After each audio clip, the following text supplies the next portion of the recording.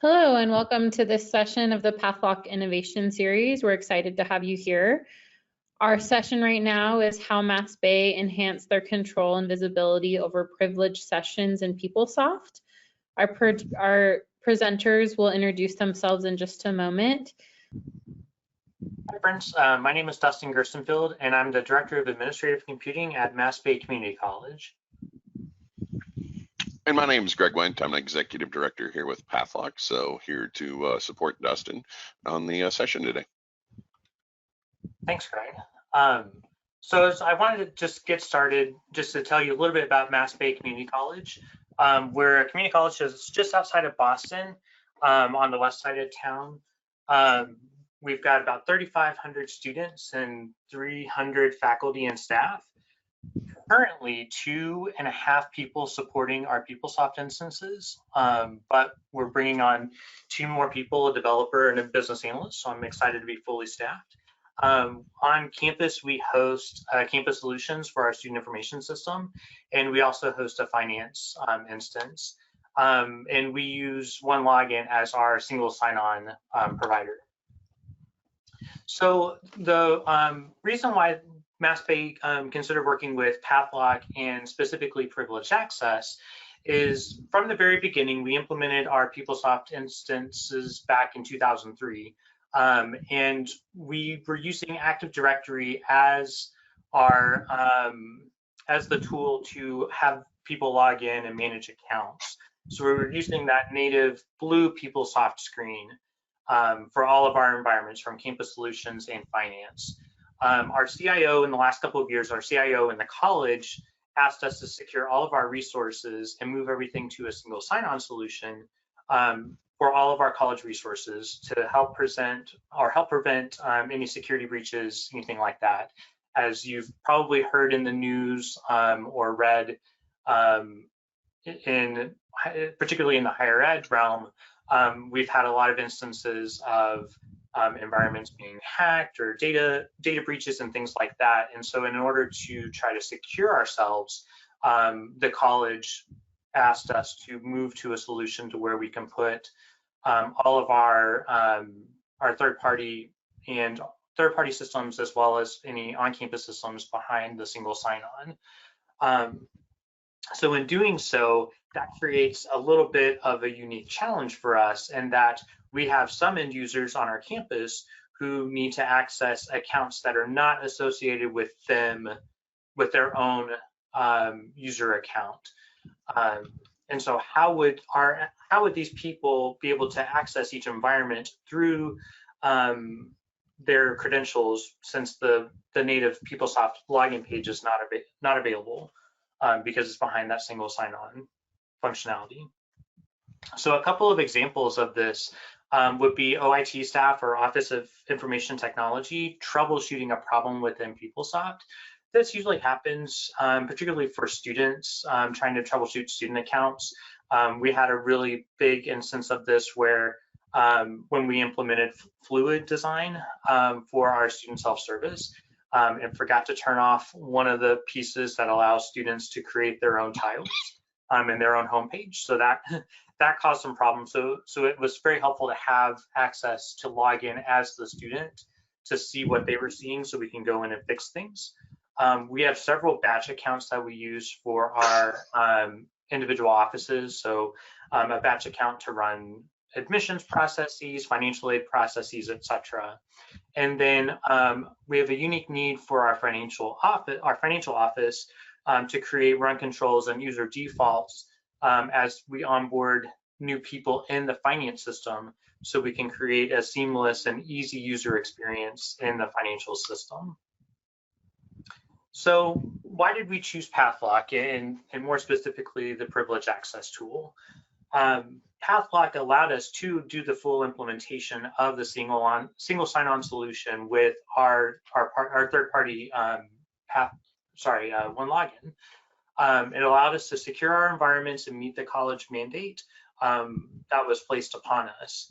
The privileged access solution provided great value in allowing us the flexibility we need to allow those users that I mentioned before to access these individual accounts through single sign-on in their specific user account. So it additionally gave us the ability to audit the account access, grant access for testing and troubleshooting, but also allows us to do two-factor authentication to really lock down our environments through the single sign-on solution.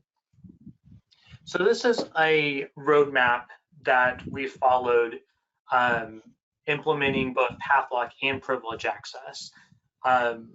We initially, at the beginning of this year, we saw a demo of both products and made the decision to purchase both PathLock and the privilege access tool. We did this at a really great time, not so much, but great time in that we were doing a PeopleTools upgrade from 8.5.7 to 8.5.9 at the same time. So that kind of slowed down our progress, but it also allowed us an extra environment or two to play with both tools, to really get comfortable with them, figure out the configuration, work with our partners at PathLock to do that, and get everything ready for our move into production post 8.5.9. So we spent the summer doing the upgrade and implementing the tool in our non-production environments. We implemented 8.5.9 in August for our production environments in both Campus Solutions and Finance, and we implemented the PathLock tool to do that single sign-on connection with one login to secure our production environments. And then we took a step backwards to go back into our non-production environments in 8.5.9 to configure and test the privilege access tool. As we were doing that, we found that we were on an older version, what's called 22D. And so we just chose to upgrade the version to 23D, and I'll show you an example of why here in a minute. And so we're going to do that in our production environments in the spring, and then fully deploy privilege access and Campus Solutions, and then later in financials. We're trying to take it kind of piecemeal just because we're a small but mighty staff. So I have some examples here of some photos from our Campus Solutions environment, just to give you a picture of what we're talking about with privilege access and what you can see as far as a user experience is concerned. So if you'll notice in the bottom left corner, you'll see I highlighted a box that's called privilege access. This is what you'll turn on if you're using a fluid design, and will allow a user, if they have access, to switch identities from something that is not their associated with their Opera ID or user account. So by clicking the privilege access button, you'll be shown a screen like this if you're using version 22D that will allow you to choose the user for which that you want to change your identity to. And then you'll see the reason drop down. Those are the options that we're using for our audit purposes, so we can know why someone went to another account that's not their own. And so once you do that, it'll take you into that person's identity. This shows you the version from the newer edition of PathLock. And for us, we chose this version of privilege access, because particularly for our IT staff, we're going to see more than a couple of accounts. We're probably going to see hundreds of accounts. And so we're able to use query access or a query that's associated with the privilege access lookup to be able to search through multiple Opera IDs or user accounts. Whereas, our other users on campus with the batch accounts, they're only going to see one other account because that's all that they need to access. So we really did this with the future in mind, particularly thinking about our IT staff as they're working with our end users to troubleshoot problems and configuration. So once you choose a user account, you go in, you see the normal screen, and then in the nav bar over there on the right, there's a button provided that will allow you to switch back to the original user and have a seamless experience without logging out, logging back in, doing two-factor authentication, things like that. We found that it's been a very easy to use tool. Pathlock has a very great support team that has helped us every step of the way, from troubleshooting, configuration, and helping us demo it to our end users, getting the buy-in and rolling it out. So it's been a very great relationship, and I look forward to continuing that relationship as we move this product into our production environments. So I'm gonna pass it off to my colleague, Greg. Perfect. Thank you, sir. So I thought we'd give a couple of extra details and things like that. One, because you obviously understand that at this particular point, it wouldn't really be fair to try to ask Dustin to try to demo in his environment. That's not really fair to try to show private information. So some of the things I thought I'd do is kind of walk through what the setup of it looks like, kind of talk about a couple of the different things that he had touched on why we have so much interest within that privileged access. So, but just briefly to step back for those who are not familiar with what we can do, especially within the PeopleSoft system, Pathlock really has two different areas of solutions for inside of the PeopleSoft space. One is that authentication and data security controls, which are more of our native solutions. That's where that privileged access that we're talking about today really kind of sits. But we also have automation for application access governance as well, which allows us to perform risk analysis across multiple different systems, either single or cross application SOD. We can also do compliant provisioning. We're working on that with several customers now, to where it's that if you're familiar with it, we can call it the joiner, mover, leaver process.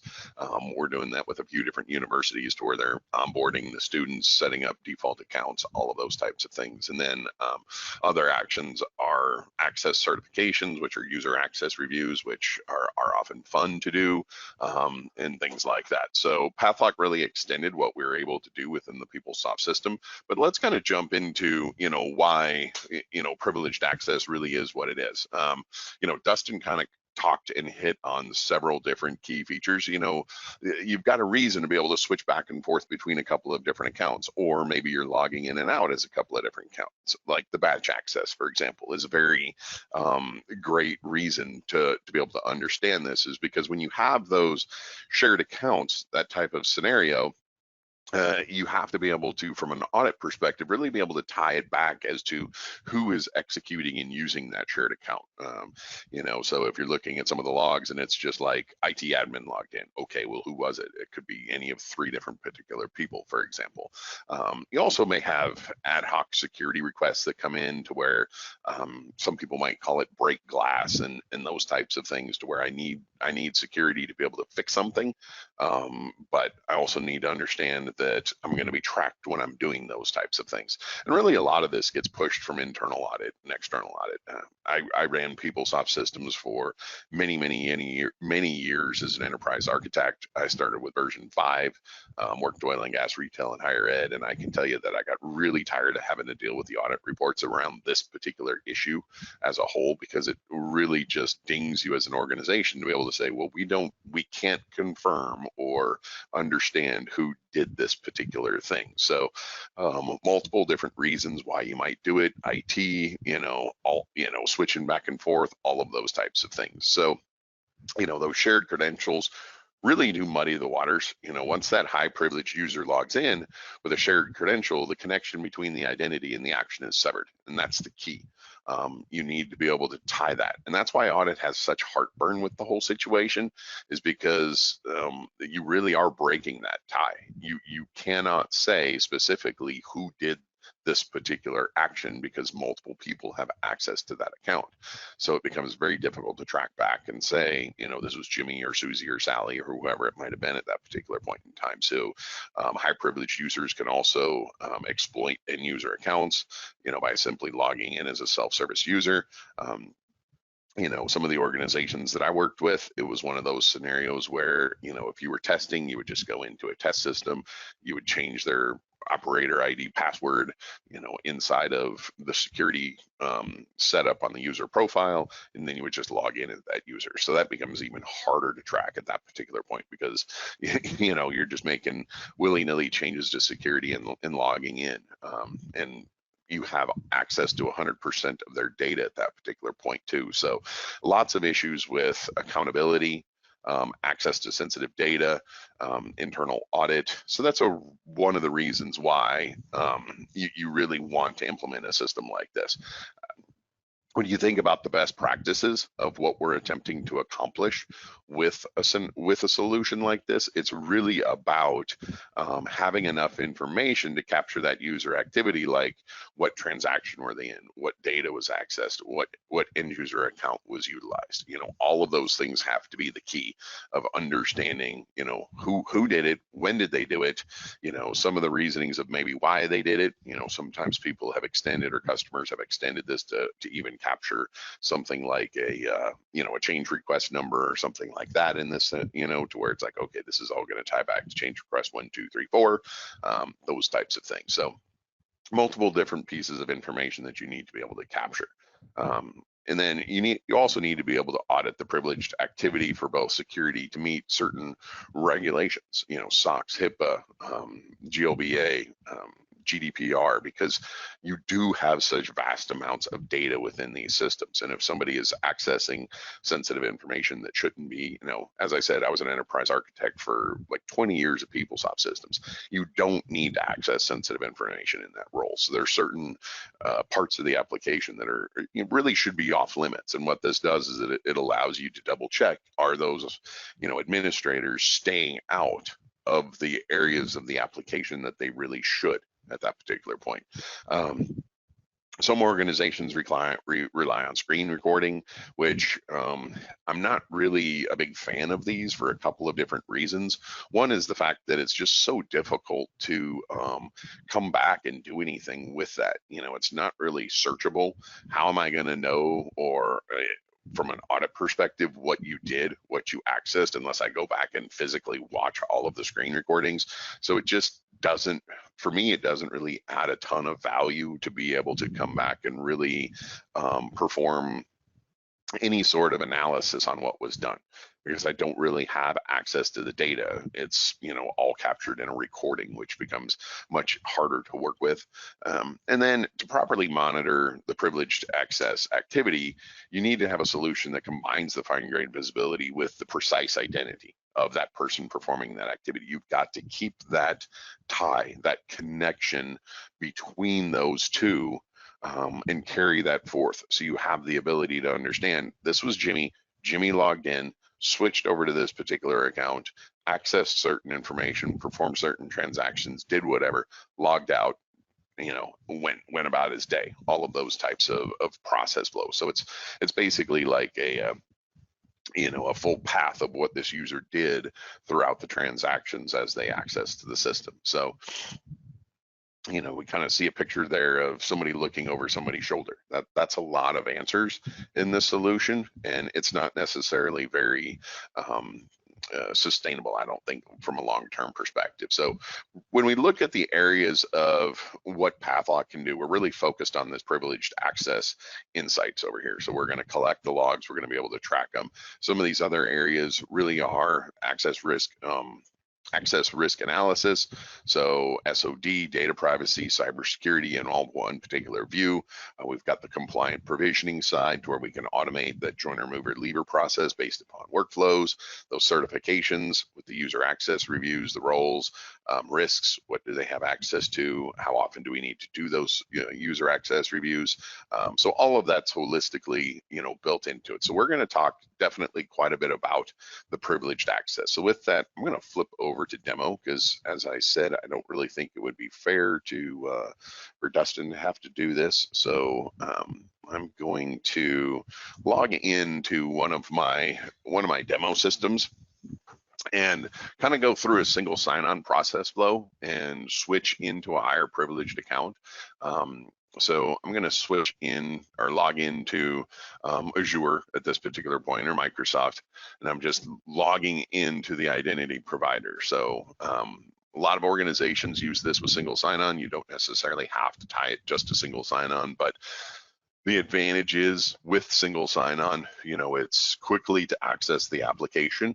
And when you do that, the privileged access side becomes very important, to be able to enforce that everybody's accessing the application the same way. So I just launched into a PeopleSoft system very quickly, and I'm going to go back home. And one of the things Dustin talked about was the fact of having like a tile. So as you can see, his UI was a little bit different than mine, which is totally doable. So, you know, this is just an example of how it can be done. But this particular user has the option through a tile to switch their identity.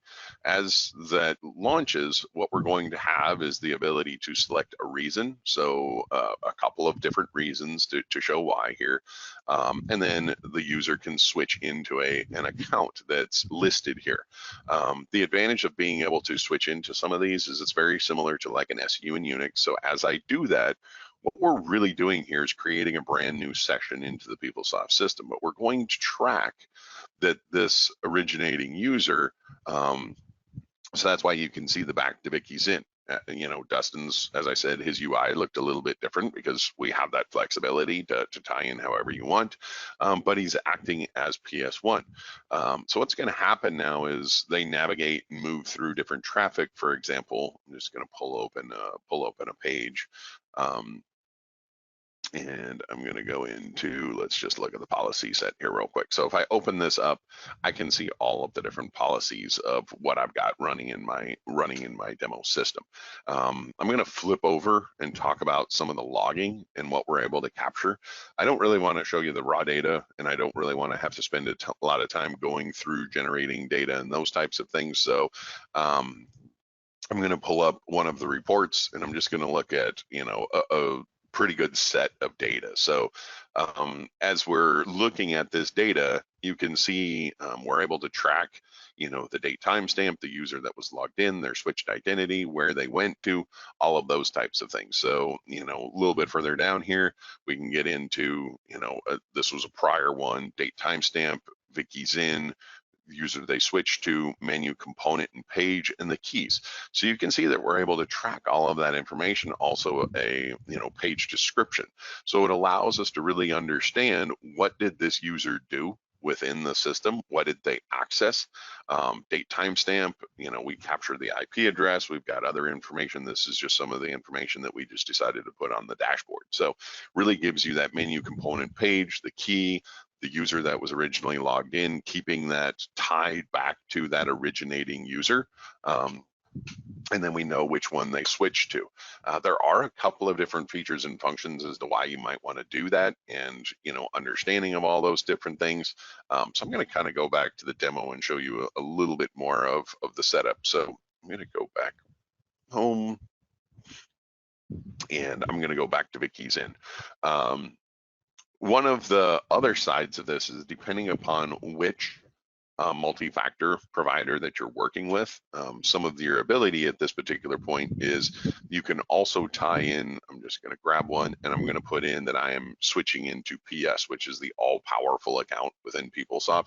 We have policies within our system that are going to get laid in to enforce a multi-factor authentication. So at this point, to access this particular account, depending on, you know, which MFA you're working with, you can also go in and enforce that MFA. The reason I mention that is because when we're looking at some of the setups and the controls, and I'm actually going to log out because I don't really want to be in one of these sessions. So I'm going to create a new incognito window and come into the PeopleSoft system directly, because it shows the setup a little bit. Otherwise, I'm in a high privileged, you know, session, so I can't really show it to you correctly. So, but the advantage of that is as I'm testing, or maybe as I'm working with an end user account, with the fact of I had to pass that multi-factor authentication, it allows me to send a notification with the MFA and they have to approve it. So we do have a couple of different organizations that have actually gone that route of implementing like that, to where they can push that MFA out to that user, especially in the realm of testing.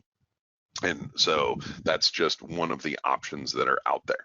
That's why I kind of wanted to bring it up. So going back to how we're setting up, and inside of the PeopleSoft system, what we're going to deliver is an entire new menu structure. It's a black box bolt-on, and all of the configuration is going to be done under here. So I'm going to go into the identity side, and I'm going to go into the privileged access.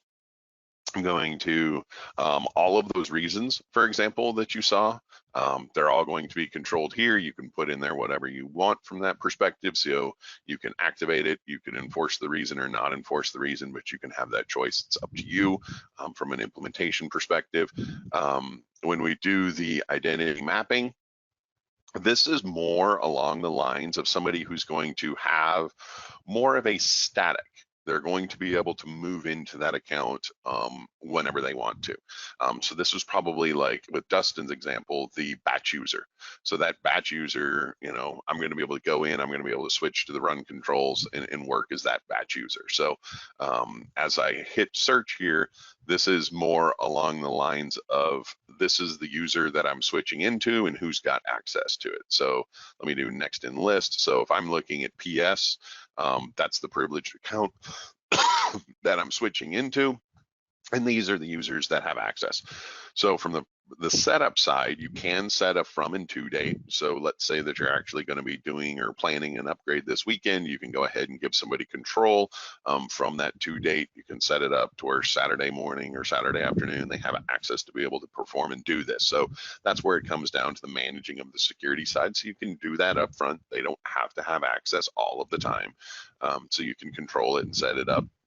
Also helps when you're talking about maybe somebody going on vacation and somebody's going to have to cover for your admin for a week. Okay, I can set it up that, you know, now Sally's got access for the next week and then it's going to fall off. And if I forget to take it off, it's just going to fall off automatically and I don't have to worry about it. So that's kind of some of the setup around more of those static accounts and why you might want to do them that way. When we look a little bit more at some of the query and more of the impersonation side, there's, you know, this kind of goes back to what is, as I said earlier, their UI was a little bit different than ours. They had changed this. What this is doing is it's really running a query and it allows you to change into whatever account you want to based upon the result of that query. So this is done a lot with impersonation or testing or any of those types of things. I will say from a, you know, change perspective, sometimes organizations do put it to where you could put in the employee ID or the user ID that you want to switch into at that particular point to have, you know, get to it a little bit faster rather than having to go through a query and looking through the results and stuff like that. It just kind of depends upon the purpose of it. But the example and the functionality of it is going to remain exactly the same. When somebody switches into that identity, we're going to create that detailed logging. We're going to be able to track exactly what they do, what they accessed, and what they looked at when they did that. So that's the key part about this is we're able to keep that identity of the original user and what account are they working with, what are they accessing. So it gives you that accountability and the auditability through all of this different process flow from a setup perspective.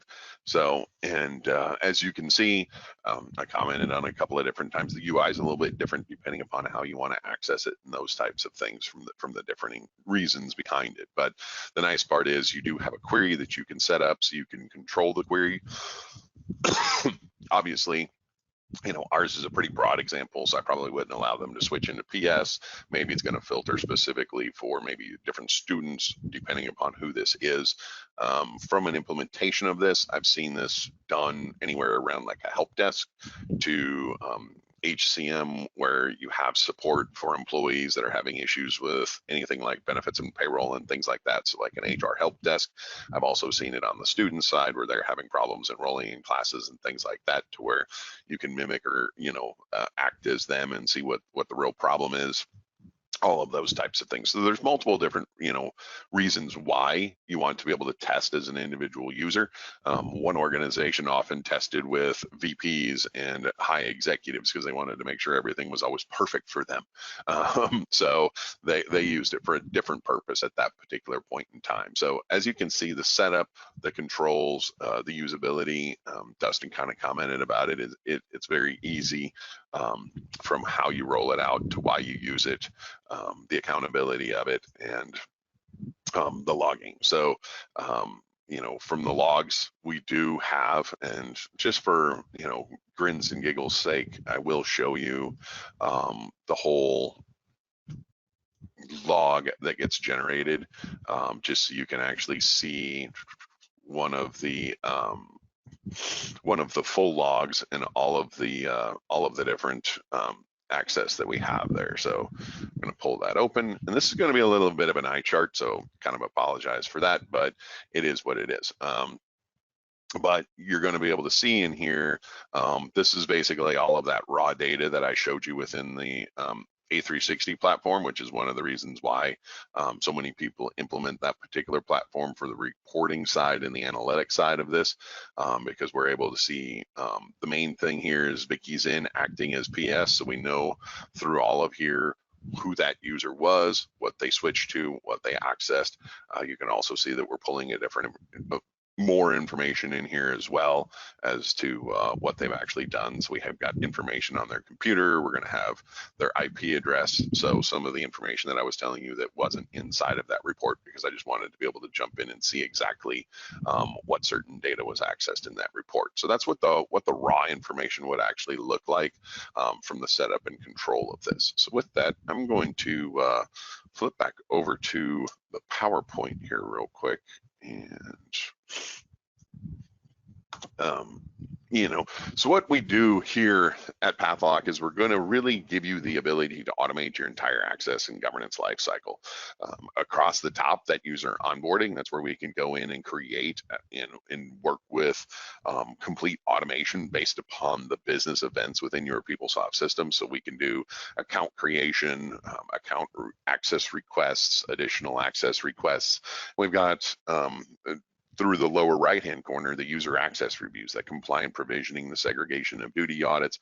Coming up the left side of the circle, we're going to have that SSO, the SAML integration, the dynamic data masking, the privileged access that you saw here, the threat detection and alerting inside of the A360 platform. And all of those things help protect your system with automated workflows and secure user access. We have a session tomorrow where I'm going to go into quite a bit of the user onboarding and the account creation and how all of that works. So if you're interested in that side, you could definitely come see that session tomorrow. But it's ultimately about strengthening security and compliance and making your organizations more efficient. Dustin made the comment earlier of the size of his team. He's not dealing with a team of 50 people. It's a very strong, good team, but they have to work smarter, not harder in a lot of situations. So, it's not something where you can just, throw, 50 different people at a solution. So it's much easier in that scenario to sometimes find some providers that can help you and augment your system. So through, we go well beyond the PeopleSoft systems now. So I just kind of wanted to call that out. And we've got many different connectors into many different other systems to really help centralize your identity and access governance. So you can see some of the business systems that we work with over on the left-hand side. It's multiple different ERP systems now. PeopleSoft, JD Edwards, SAP, Workday, all sorts of different systems on that side. And then we connect with a lot of the different identity providers. And really, the advantage is we can connect to just about anything and pull in information about the authorizations inside of all of these systems, because you can you could easily feed the data in with just an Excel file as well. So multiple ways that we can connect and communicate to different systems to be able to understand what the authorizations are, to really give you as an organization a good look into your risks and inside of your applications based upon the security access that you have. So with that, I'm actually going to open it up for questions and bring Dustin back in to see if he has any other comments as well.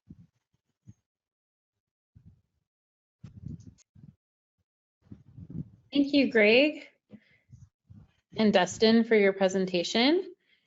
If you have any questions, you can add them now into the questions box and we will answer those. We have a few questions. The first question is, what issue did your organization face surrounding privileged access, and why was there a need for privileged access in your organization? So for us, oh, sorry, Stephanie. No, I was going to say that would be aimed at you, Dustin. Yeah. So going back to that issue of having the open native PeopleSoft login screen and needing to really put that behind a single sign-on solution, not only did that help us secure the system, but it also made it a little bit easier to manage access. So when an employee is offboarded and leaves the organization, it allows us to lock one account and not 5 accounts or 6 accounts across our systems that we use. And also just allows us to implement the 2-factor authentication, which as we all know is really needed these days to help secure all of our systems, given all of the valuable information that is contained within our database. Okay, great. That's all the questions I see for right now. So I just want to encourage you, if you do have any more questions, please reach out to us at info@pathlock.com and we would be happy to answer any of those. In the chat, I put our next session coming up today, which will be our last session for today, is optimizing your JD Edwards security and licensing status. That will be given by Quizter. So if you want to register for that, the link's there. And if you want to see any more of our PeopleSoft sessions or any of our other sessions coming up in the next few days, you can go to the other link that I put in the chat, and we have our full agenda on that page for you to register. And with that, I just wanted to say thank you very much for coming, and thank you to Dustin and Greg for your presentation, and we hope to see you at future events.